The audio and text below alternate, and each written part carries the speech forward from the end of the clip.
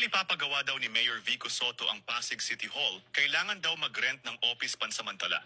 Pero bakit inabot ng 235 milyong piso ang lease ng temporary City Hall para sa isang taon lang naman? At bakit hindi umano dumaan sa bidding Mayor Vico at tanging mga sina Jeron Manzanero at Josephine Bagawisan lang ang direktang nakipag-ugnayan daw? Magkano ang tongpats, Mayor? Kawawang mga taga-Pasig na naman. Nagatasan na naman ni Yorme. So ayon ng mga taga-Pasig, hindi po ako basher ni Vico Soto ha. Chismis lang po ito. Napanood ko lang, nakarating lang sa akin. Kaya nga kami binansagang content creator kasi nagko-content kami, nagki-create ng content. Pero hindi po ito fake news ha. Hindi ito fake news. Ito po ay balita na kumakalat ngayon.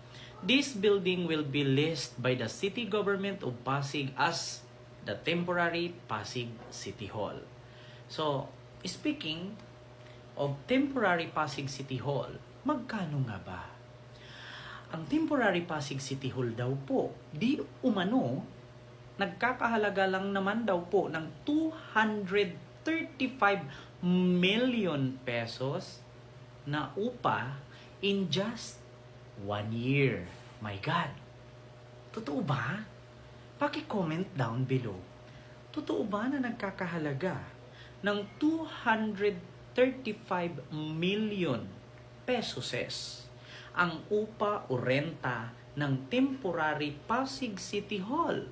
At di umano, ayon pa sa chismis, hindi daw ito dumaan sa bidding. Chismis ha? At 2 tao lang daw ang nag-direct na nakipag-ugnayan kay Mayor Vico Soto, di umano.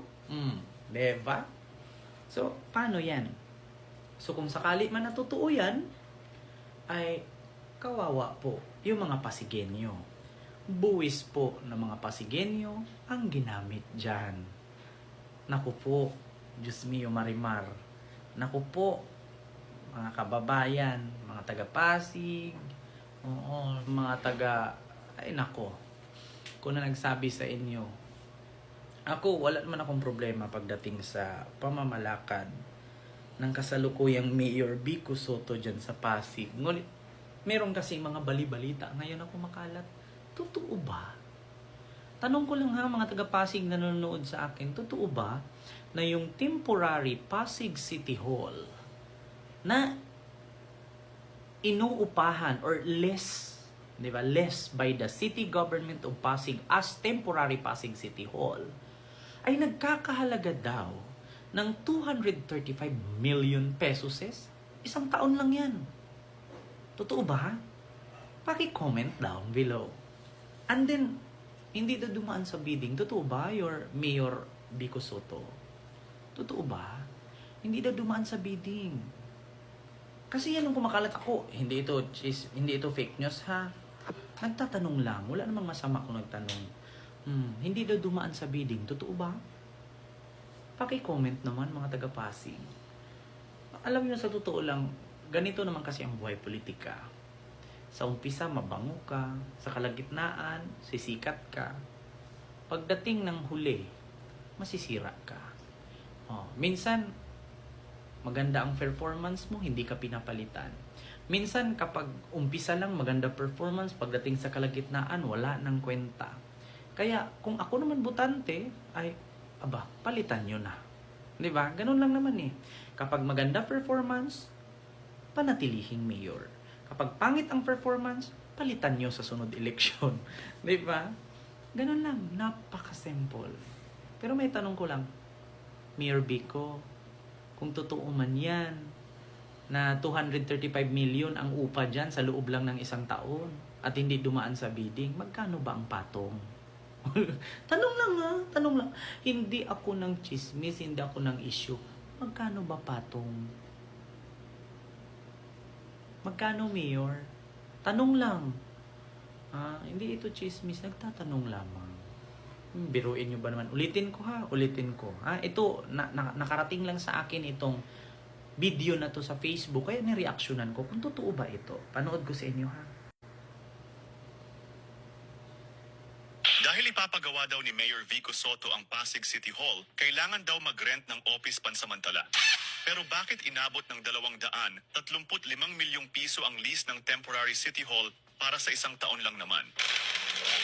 At bakit hindi umano dumaan sa bidding Mayor Vico at tanging mga sina Jeron Manzanero at Josephine Bagawisan lang ang direktang nakipag-ugnayan daw? Magkano ang tongpats, Mayor?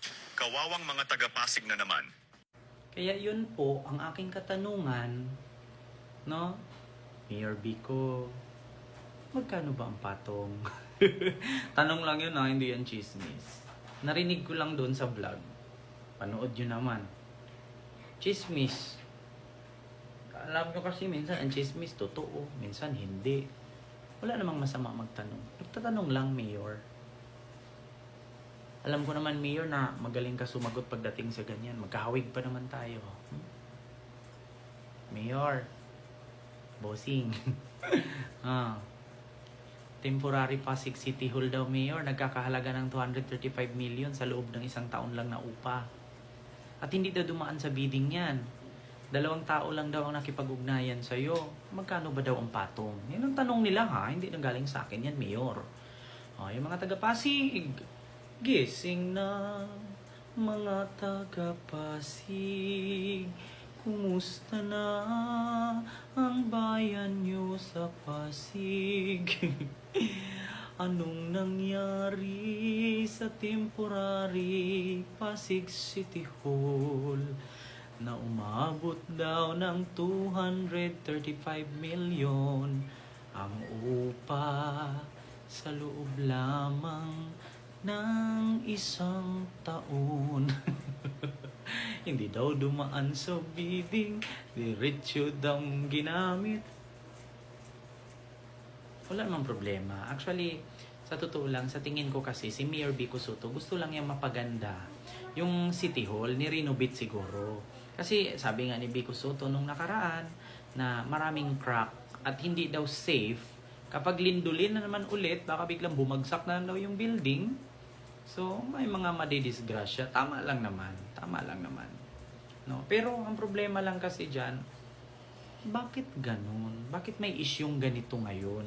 Hindi pa ako nag-issue niyan, ha? Nagre-react lang. May nauna pong nag-issue niyan. Nagre-react lang ako. Bakit po ganun? Anong nangyari? Sa loob lamang ng isang taon, 235 million. Bakit ganun? Napakamahal. And bakit hindi dinaan sa bidding? Yun lang naman. Mayor Vico, yun lang ang aking katanungan. And I, thank you.